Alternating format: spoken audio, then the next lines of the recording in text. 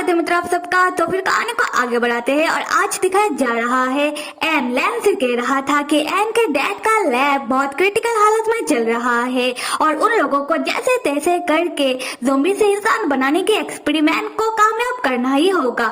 और एन के डैड ने एन को बताया है कि अगर किसी कारण ये एक्सपेरिमेंट कामयाब नहीं हो पाता तो एन के डैड को उनका लैब बंद करना होगा, क्योंकि उन्हें एक्सपेरिमेंट के लिए और फंड नहीं मिलेगा। इसीलिए अभी एन के डैड ने एक्सपेरिमेंट का फुल जिम्मेदारी एन को दिया है। एन कहता है कि एन को अभी इस एक्सपेरिमेंट को कामयाब करना ही होगा, सिर्फ लैब के लिए ही नहीं लैन के लिए भी। उसके बाद एन कुछ कहने से हिचकिचाने लगता है।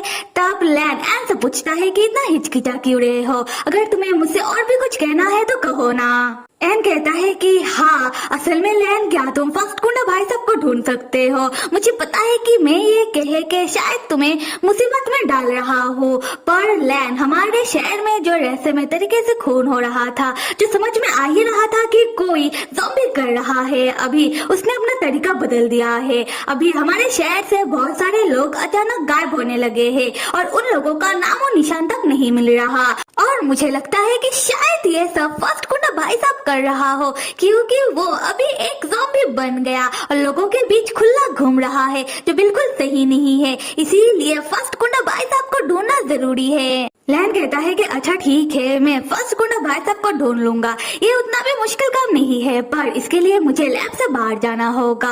और एन तुम ये कहने में इतना हिचकिचा क्यों रहे थे, क्या तुम्हें ऐसा तो नहीं लग रहा था कि मैं कहीं भाग जाऊंगा?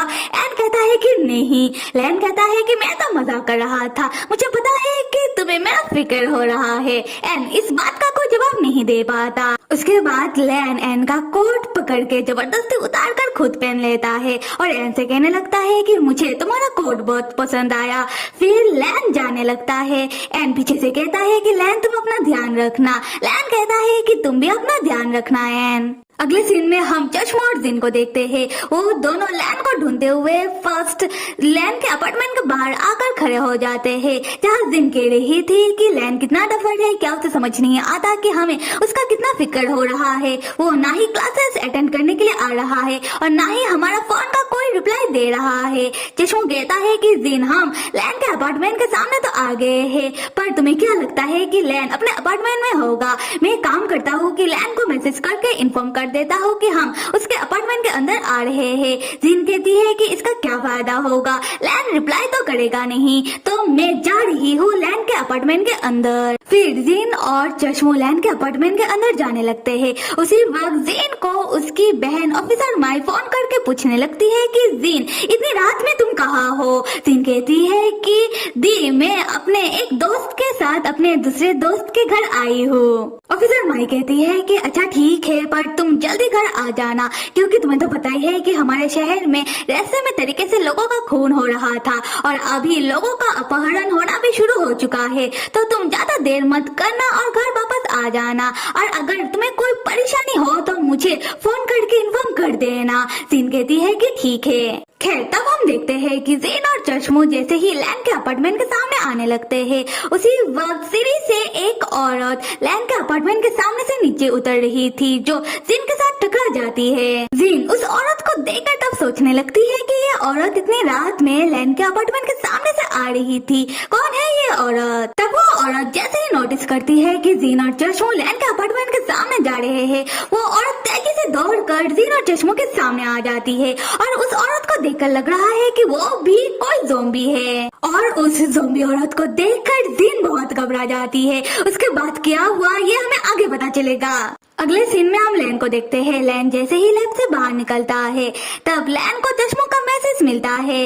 लैन पढ़ता है कि चश्मो ने लिखा है कि मैं और जिन तुम्हारे अपार्टमेंट में आ रहे हैं। लैन क्या तुम घर में हो? तब लैन चश्मो के फोन में फोन करने लगता है, पर फोन नहीं लग रहा था। लैन चौंक कर सोचने लगता है कि ये क्या बात हुई, अभी तो चश्मो ने मुझे मैसेज किया और अभी उसका फोन नहीं लग रहा, ऐसा कैसे हो सकता है? यहाँ से सीन शिफ्ट होकर एक अंडरग्राउंड प्लेस को दिखाया जा रहा है, जहाँ हम देखते हैं कि उस औरत ने चश्मो और जिन को अपने साथ ले आकर उस प्लेस में बांध कर रख दिया है और उस प्लेस में अनगिनत ज़ॉम्बी मौजूद है, जिसको वो औरत एक एक करके गिनने लगती है।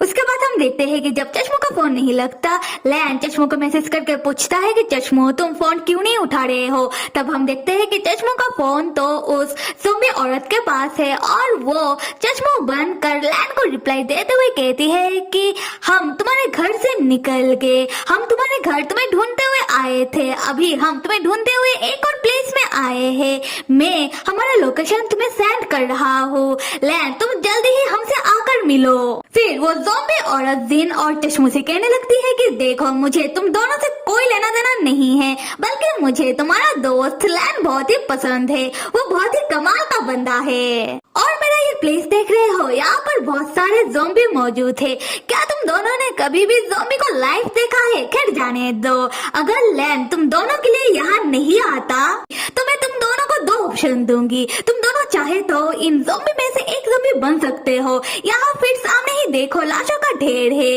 तुम दोनों ज़ॉम्बी का खाना भी बन सकते हो। तब हम चश्मो और जिन को देखते हैं, इतने सारे ज़ॉम्बी और इतने सारे लाशों का ढेर देखकर वो दोनों घबराने लगते हैं। उसके बाद चश्मो जिन को धीमी आवाज में कहता है कि जिन बिल्कुल घबराना मत, खुद को शांत रखने की कोशिश करो, मैं इस औरत को पहचान गया हूँ। और इस ज़ॉम्बी औरत की बातें सुनकर लग रहा है कि इस ज़ॉम्बी औरत का कॉन्शियसनेस बिल्कुल लैन की तरह है, मतलब ये ज़ॉम्बी औरत बिल्कुल लैन की तरह ही एक ताकतवर ज़ॉम्बी है और उसका दिमाग भी इंसानों की तरह ही है जैसे कि लैन का है। यहाँ से सीन शिफ्ट होकर एन के डैड का लैब देखते हैं, जहाँ एन ने अपने डैड के लैब के एक्सपेरिमेंटर के साथ एक्सपेरिमेंट करने का तैयारी कर लिया है और वो लोग उनके पास जितने भी ज़ॉम्बी थे उनके ऊपर एक्सपेरिमेंट करना शुरू कर दिए हैं, पर उनका एक भी एक्सपेरिमेंट कामयाब नहीं हो पा रहा था। उसके बाद उन लोगों के पास आखिर में एक ज़ॉम्बी बचता है, जो असल में वही हॉस्पिटल की गाड़ी में से 2 वर्कर में से एक वर्कर है। और जैसे ही उसके ऊपर एन के इशारे पर एक्सपेरिमेंट शुरू होता है, यहाँ ये एक्सपेरिमेंट कामयाब हो जाता है और हम देखते हैं कि वो ज़ॉम्बी धीरे धीरे करके ज़ॉम्बी से इंसान बन जाता है। और जैसे ही वो हॉस्पिटल का वर्कर इंसान बनता है, तब वो चिल्लाने लगता है कि तुम लोग कौन हो, मैं कहाँ हूँ और तुम लोग कर क्या रहे हो। तब एक्सपेरिमेंटर हॉस्पिटल के उस वर्कर से कहता है कि तुम शांत हो जाओ, हम तो बस तुम्हारा इलाज कर रहे थे, क्या तुम्हें कुछ याद है कि तुम कौन हो। वो हॉस्पिटल का वर्कर कहने लगता है कि हाँ, मैं एक हॉस्पिटल में ड्राइवर का काम करता हूँ और जितना मुझे याद आ रहा है कि मैं तो अपना एक साथी के साथ कुछ ब्लड का पैकेट लेकर गाड़ी से हॉस्पिटल में देने के लिए जा रहा था और जंगल के बीचों बीच हमारा गाड़ी खराब हो जाता है, उसके बाद मैं यहाँ कैसे आया। और यहाँ पर जैसे ही एन के साथ बाकी सब एक्सपेरिमेंटर को लगने लगता है कि उन लोगों का एक्सपेरिमेंट कामयाब हो गया है, वो लोग ज़ॉम्बी को इंसान बना दिए हैं, उसी वक्त वो लोग देखते हैं कि उस हॉस्पिटल के ड्राइवर का तबीयत अचानक खराब होने लगता है, उसको कुछ तो होने लगता है, उसके मुंह से नाक से खून निकलने लगता है और वो उन लोगों के सामने ही चल बसता है। ये देखकर एन का होश उड़ जाता है। तब हम देखते हैं कि एन के डैड भी एक्सपेरिमेंट के वक्त एन के साथ ही मौजूद थे और जब एन के डैड देखते हैं कि एक्सपेरिमेंट बेकार हो गया है, वो कुछ बिना बोले ही उधर से चले जाते हैं। तब मीन आकर एन को दिलासा देते हुए कहता है, छोटे भाई एन तुम इतना उदास मत हो, हमने हमारा एक्सपेरिमेंट को लगभग कामयाब कर ही दिया था और वो हॉस्पिटल का ड्राइवर तो पहले से ही एक ज़ॉम्बी था, हमने उसको उसके गुजर जाने से पहले इंसान बना दिया था, तुम फिक्र मत करो, हमारा एक्सपेरिमेंट हम कामयाब जरूर करेंगे। यहाँ हम एन को देखते हैं वो फिक्र कैसे ना करे, इस एक एक्सपेरिमेंट के ऊपर एन का सब कुछ निर्भर करता है, उसके डैड का लैब, लैन का जान। खैर उसी वक्त हम देखते हैं कि लैन एन के फोन पर मैसेज करके एन से कहता है कि मुझे अभी चश्मो और जिन के पास जाना होगा। तब हम देखते हैं कि एन अपना फोन चेक नहीं करता क्योंकि वो अपने फिक्र में डूबा हुआ है। खैर अगले सीन में हम देखते हैं लैन को, वो अंधेरी रात में एक सुनसान फैक्ट्री में आता है। उसके बाद लैन इधर उधर देखकर फैक्ट्री के अंदर जाने लगता है। तब लैन को लगने लगता है कि कोई तो उसका पीछा कर रहा है और लैन जैसे ही अपने पीछे मुड़ता है उसे कोई दिखाई नहीं देता और लैन इस बात पर ज्यादा ध्यान नहीं देता और वो फैक्ट्री के अंदर चला जाता है। और तब हम देखते हैं कि लैन का पीछा असल में फास्ट गुंडा भाई साहब कर रहा है। खैर लैन जैसे ही फैक्ट्री के अंदर जाता है, वहाँ उसके ऊपर बहुत सारे ज़ॉम्बी अटैक कर देते हैं। पर लैन के सामने कैसे कोई टिक पाएगा। लैन अकेला ही इतने सारे ज़ॉम्बी को मार मार कर उनका कचूमर बना देता है। तब हम देखते हैं कि लैन के कान से खून निकलने लगता है। उसी वक्त फर्स्ट गुंडा भाई साहब लैन के पीछे से आकर लैन को धर दबोचता है। लैन फर्स्ट गुंडा भाई साहब का हाथ एक झटके में हटाकर उसकी ओर देखकर कहता है कि फर्स्ट गुंडा भाई साहब तुम देखो फर्स्ट गुंडा भाई साहब, मेरा फिलहाल बिल्कुल मूड नहीं हो रहा कि मैं तुम्हारे साथ लड़ाई करके अभी तुम्हें पकड़ूं, क्योंकि मैं यहाँ अपने दो दोस्तों से मिलने के लिए आया हूँ और मुझे समझ नहीं आ रहा कि ये दोनों इतने खतरनाक से प्लेस में मुझे ढूंढते हुए कैसे आ गए। अब मुझे लग रहा है कि मेरे दोनों दोस्तों के साथ पक्का कुछ तो हुआ है। मैं एक काम करता हूँ कि पहले मैं उन दोनों को ढूंढ लेता हूँ, उसके बाद मैं तुम्हें देख लूंगा। लैन तब देखता है कि फर्स्ट गुंडा भाई साहब उसके किसी भी बातों का कोई जवाब नहीं दे रहा था और ना ही दोबारा लैन के ऊपर हमला कर रहा था। उसके बाद फर्स्ट गुंडा भाई साहब फैक्ट्री के पीछे के रास्ते दौड़ने लगता है और लैन की ओर देखकर लैन को इशारा करता है कि लैन भी उसके पीछे आए। दूसरी तरफ हम सेकंड और थर्ड गुंडा भाई साहब को देखते हैं जो इसी फैक्ट्री में छुप कर फर्स्ट गुंडा भाई साहब को ही देख रहे थे। उसके बाद सेकंड गुंडा भाई साहब बॉस को फोन करके कहने लगता है कि बॉस आपने हमें पहले क्यों नहीं बताया था कि हमारा फर्स्ट ब्रदर जिंदा है। बॉस कहता है कि अभी तो बता दिया, तो बताओ कि क्या तुम्हें फर्स्ट ब्रदर मिले। सेकंड गुंडा भाई साहब कहता है कि हाँ हमें फर्स्ट ब्रदर मिल गए हैं, वो आपकी फैमिली के बंद फैक्ट्री में है और उनके साथ वो लड़का भी है लैन। पता नहीं हमारे फर्स्ट ब्रदर क्यों हमेशा इस लैन के पीछे जाने लगते हैं।